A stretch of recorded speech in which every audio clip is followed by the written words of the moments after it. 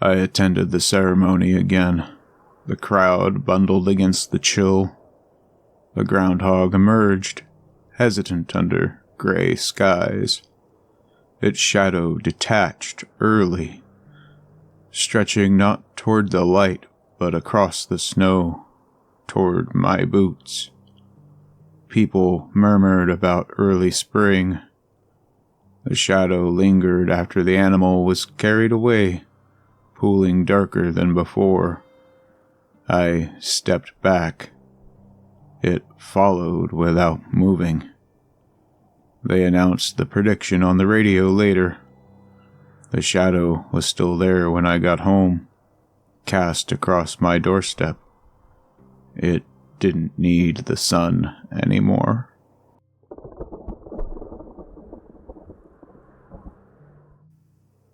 As a child, I watched the groundhog from my father's shoulders.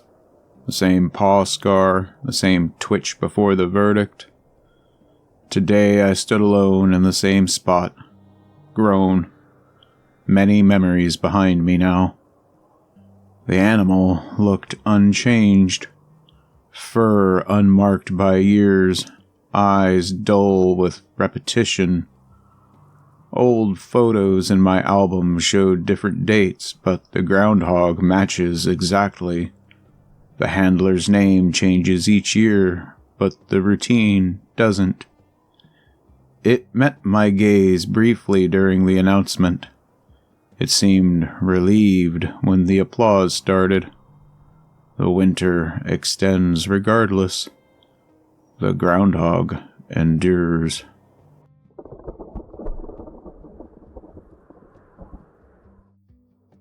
The town insists on applause after the groundhog's shadow ceremony. One year, as a test, I withheld mine. The crowd clapped without me. The announcement looped on the speakers.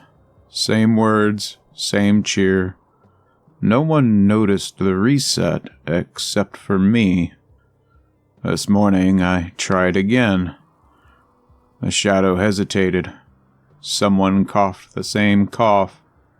I clapped late. Everything proceeded. Later, checking the news clip, my hands were applauding in sync. I don't remember doing that. The day repeats only if we acknowledge it. Tomorrow will be the same.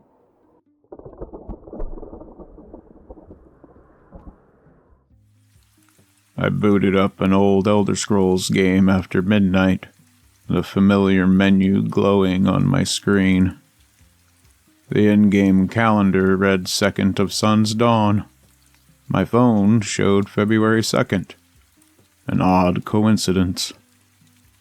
An NPC laughed off script, the sound leaking from my headphones into the room. I paused the game. The laughter didn't. The save file updated its timestamp without my prompt. Hours ahead. I quit the game. The desktop clock matched the new save. I hadn't touched my settings. The screen flickered once more. Something was still loading.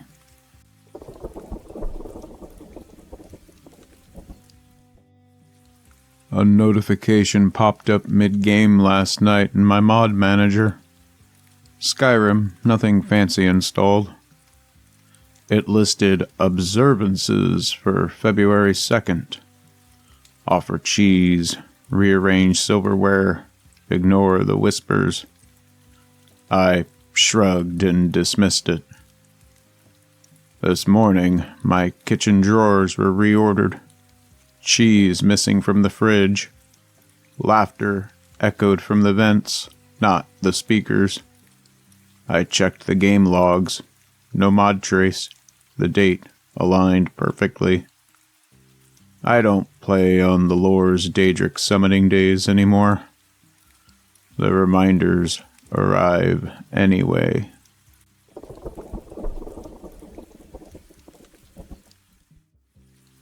I'm the last counselor awake, making sure the embers are out. The kids are all in their bunks, dreaming of s'mores and lake swims. I'm concerned about Dale, the handyman. He's quiet, sure, but he's been watching the girls' cabin too much tonight. Earlier, I found a single pearl earring near his shed. I told myself it belonged to a tourist or something meaningless like that. But now I see him standing at the tree line, just staring. He gives me a slow, deliberate wave, and I notice his hands. They're caked in fresh, dark mud.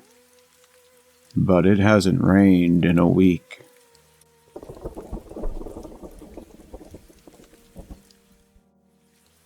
My new neighbor is a particular man. His lawn is immaculate, a perfect green carpet in our otherwise dull and average suburb. But I'm concerned he might be unwell. He works all night under that single flickering porch light. Sometimes I hear what sounds like a shovel hitting rock, followed by a soft, wet thud. The smell of bleach and soil drifts over in the mornings. He just waved at me from his yard, a wide, friendly smile on his face. He was holding his trowel. I'm concerned because it was dripping something dark. He made a point of licking it off.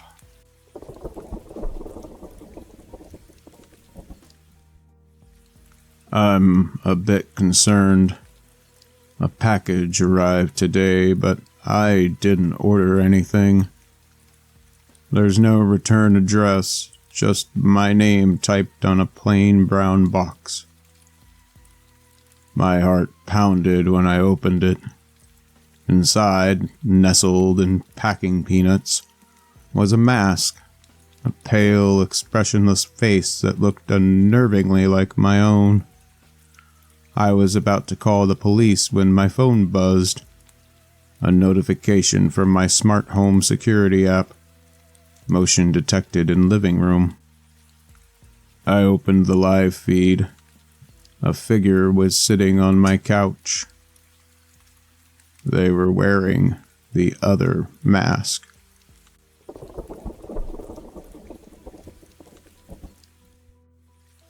I work the night shift at the hospital laundry. I'm concerned about the janitor, Roger. He's a nice enough guy, but he hums this one off-key tune constantly while he works. It gets stuck in your head for days. The police are here again, asking about the recent slasher who's been dumping victims in the woods behind the hospital. I saw the sketch on the news. A nondescript man in a hoodie. As the cop was leaving, though, he stood by the door, talking on his radio, and started whistling absent-mindedly. It was Roger's tune. Exactly. My blood ran cold.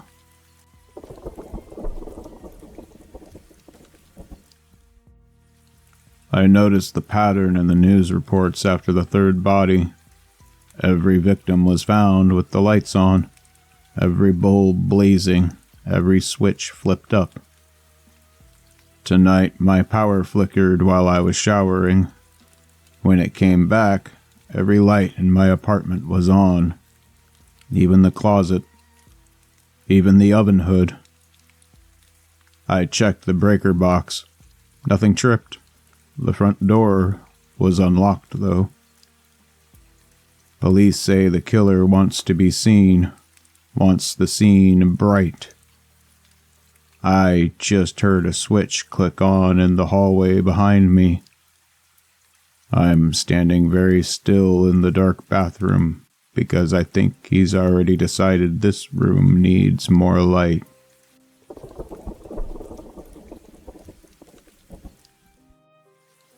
I grabbed the knife without thinking.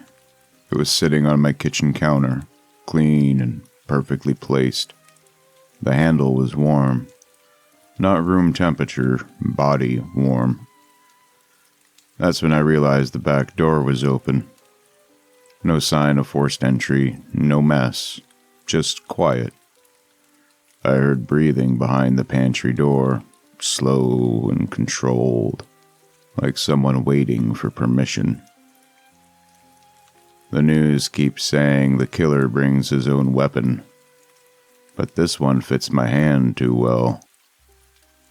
I'm holding it now, trying not to shake, because if he wanted me armed, it means he plans on surviving this part.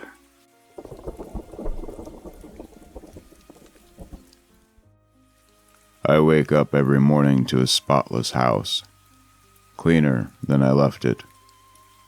The blood stains from yesterday's attack, gone. The broken chair, fixed.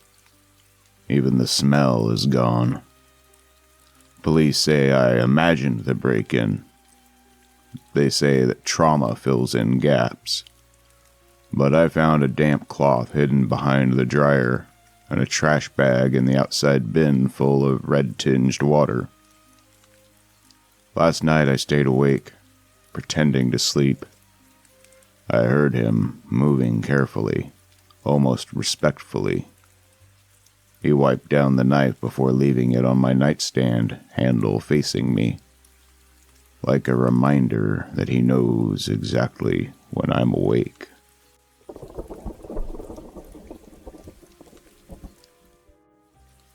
Every house he hits has the same detail. All the doors are open. Front, back, closets, bathroom. Police think it's symbolic. I think it's practical. I noticed tonight that when I got home, every door in my house was open, even ones I never use. The air felt wrong, like the house had been walked through recently, slowly and thoroughly. I closed one door, just one. Something on the other side scratched once. Not angry, but corrective. I opened it again immediately. The scratching stopped. Now I'm sitting on my bed with every door wide open, trying to look cooperative. Because I think he only hurts people who try to hide.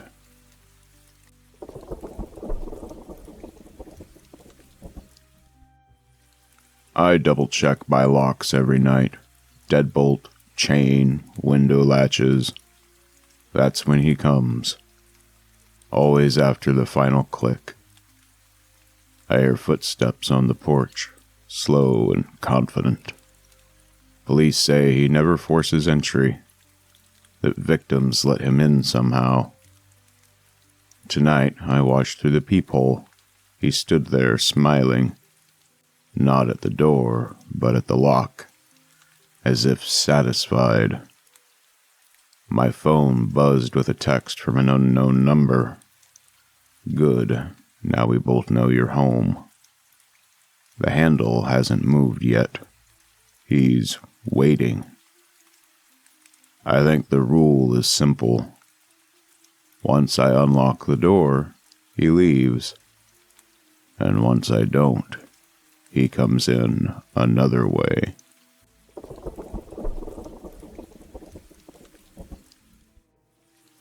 The overdue notice stuck to my apartment door has 12 red tally marks bleeding through the paper. I don't remember renting anything. The handwriting is mine. When I peel it off, the wood beneath is rotted soft, thumbprints sunk deep into the grain. Fresh ones. Something taps the inside of my closet door in perfect sync with my pulse. I count the seconds between knocks. They get slower. My heartbeat doesn't.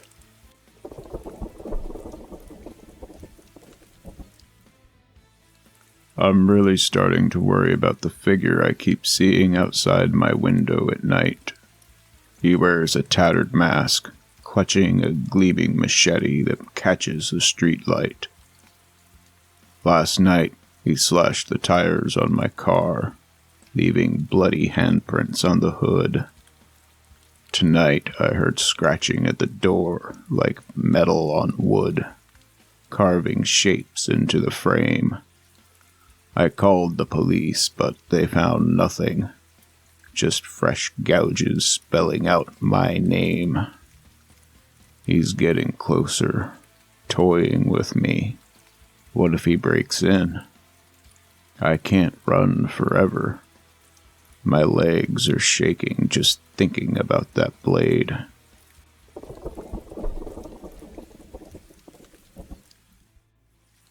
This is troubling.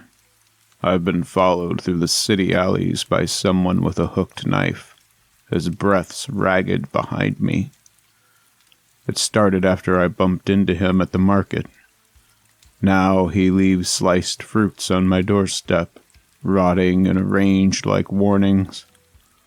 Last night he cornered me in the shadows, the blade whispering against brick as he approached. I escaped, but my coat has a fresh tear, edged with blood that isn't mine. He's patient, waiting for the perfect moment. I'm barricading my apartment, but what if he's already inside? My heart races at every creak.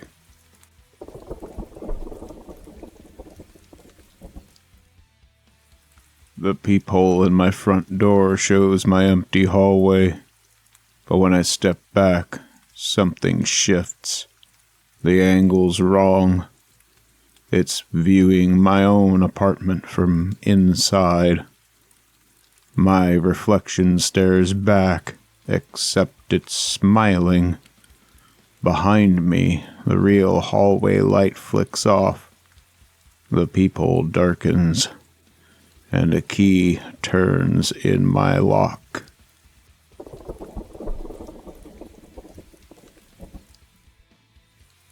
Look, I'm getting uneasy about the intruder who slips into my kitchen while I sleep.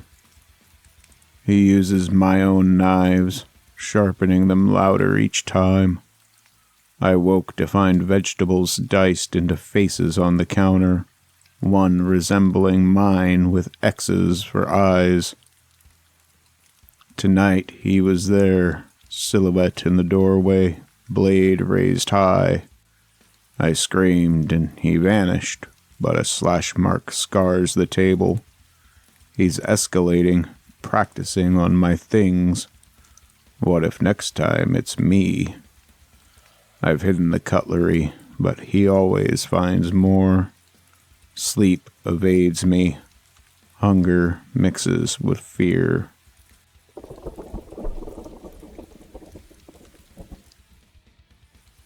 This is serious. There's a maniac on the rooftops jumping between buildings with a razor-sharp sickle. He targeted me after I photographed the skyline. Now he drops severed wires from above, sparking warnings.